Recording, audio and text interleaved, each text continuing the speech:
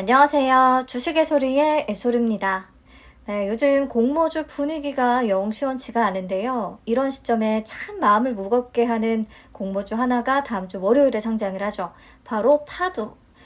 공모가는 31,000원이었고요. 참여를 하셨다면 6개 증권사 중에 어디서 배정을 받았는지 최종적으로 확인을 하시면 되겠습니다. 자, 최종 배정 내역부터 보시면 우리 사주에서 미달이 발생했어요.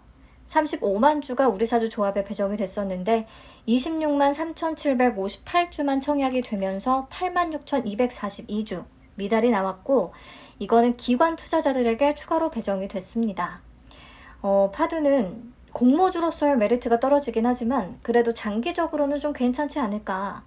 그렇다면 우리 사주는 어차피 1년 뒤부터 팔 수 있는 거니까 회사 전망을 좀 좋게 봤다면 직원들의 참여도는 그래도 높지 않을까라는 생각을 하긴 했었는데요. 수요 예측이 워낙에 신통치가 않았고 공모가 고평가에 대한 논란이 심해서 그런지 청약률은 75.36% 정도를 보였더라고요. 1인당 배정 금액이 약 4,500만원 정도 됐었는데요. 최종 청약은 1인당 3,400만원 정도였다라고 확인을 하시면 될 것 같아요. 자, 그리고 최종 의무보유 확약 비율은 수요 예측 때 21.88%에서 배정 후에는 32.48%로 증가합니다. 증가폭이 조금 적잖아요.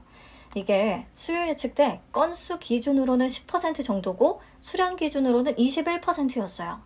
그러니까 건수 기준의 수치가 낮으면 크게 올리는 데는 조금 무리가 있습니다. 계속 말씀을 드리듯이.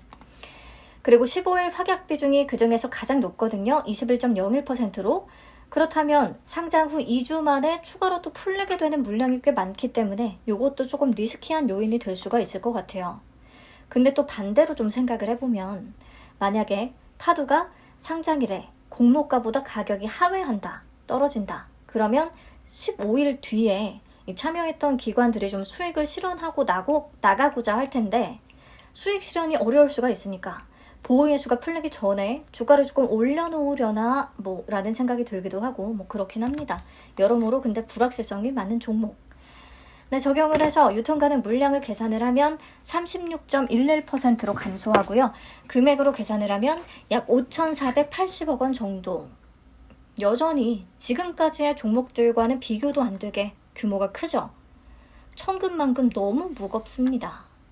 그리고 이 종목도요. 상장일에 매각 가능한 주체 중에서 기존 주주의 비중이 가장 높아요. 73.78%를 차지합니다. 그래서 기존 주주를 살펴보는 게 중요한데요. 기존 주주 중에서는 벤처금융의 비중이 가장 높습니다. 그래서 회사가 발행했던 전환상환 우선주나 전환우선주, 전환사채에 전환됐을 때의 가격을 한번 확인을 해보니까요. 2,500원부터 해서 1,643원까지.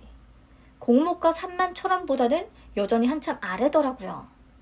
그러니까 상장일에 공모가보다 가격이 조금 무너진다고 하더라도 이들은 수익을 실현하고 엑시트할 가능성이 꽤 커 보이긴 합니다. 애당초 상장 후에 엑시트가 목적으로 들어온 FI들이기 때문에 회사를 위해서 팔지 않고 쭉 기다려줄 이유는 사실 없으니까요. 그리고 추가적으로 고려해야 되는 물량으로는 주식 매수 선택권이 있는데요. 상장 즉시 행사 가능한 수량은 98만 1976주예요. 상장 주식 총수의 2.04% 정도로 많진 않습니다.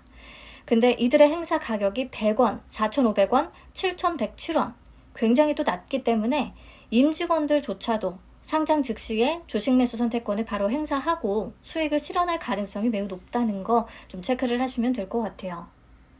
자, 그동안 덩치가 꽤 크면서 수요 예측이 좀 부진했던 종목들을 쭉 살펴보면 GI 이노베이션이나 루닛 이렇게 하단보다 할인이 이루어졌던 바이오 쪽은 상장일에 수익을 좀 주기도 했었고요. 제이오라는 종목은 당시에 2차 전지 섹터의 분위기가 너무 좋아서 성과가 또 나쁘지가 않았었고요.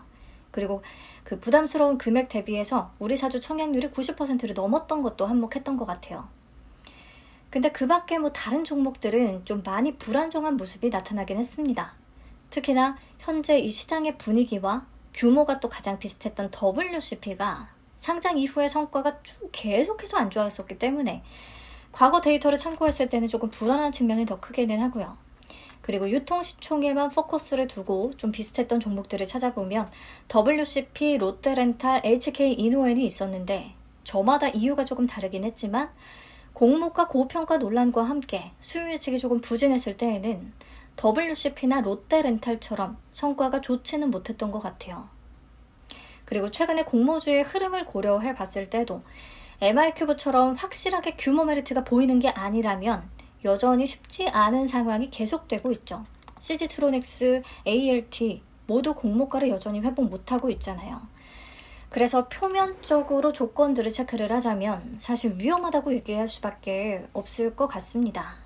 그리고 장외 시사를 좀 참고를 하자면 38 커뮤니케이션 기준 32,500원 정도라서 공모가랑 큰 차이는 없어요. 공모가 대비해서 플러스 5% 정도.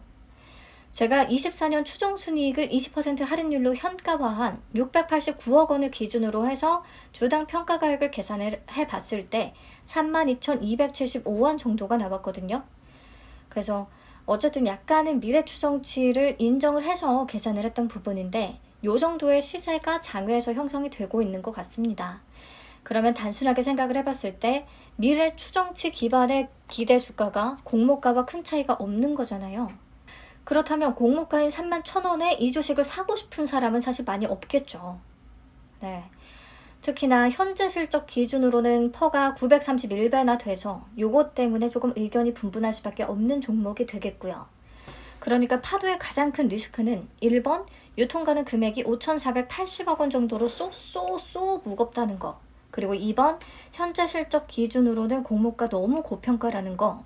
그래서 과연 이 신규 상장주에 대한 수급이 많이 죽어있는 이 시점에 파도의 유통 물량이 소화 가능할지 저도 참 궁금합니다. 파도가 올라준다면 분위기가 정말 확 바뀔 수도 있는 거잖아요. 7일에 반도체 종목으로 수급이 갑자기 들어온다면 예상치 못한 상황이 벌어질 수도 있을 것 같기는 한데 아무튼 기존 주주의 비중이 높고 그들의 매도 가능성이 크기 때문에 매수세가 이 가격에 들어오기는 좀 쉽지 않은 조건인 것 같기는 해요. 네, 상장일의 주가 범위 좀 챙겨보시고요. 청약을 패스하신 분들이 많기는 하지만 다들 상장일 흐름을 무척 궁금해하실 것 같아서요. 아침에 방송을 통해 같이 지켜보도록 하겠습니다.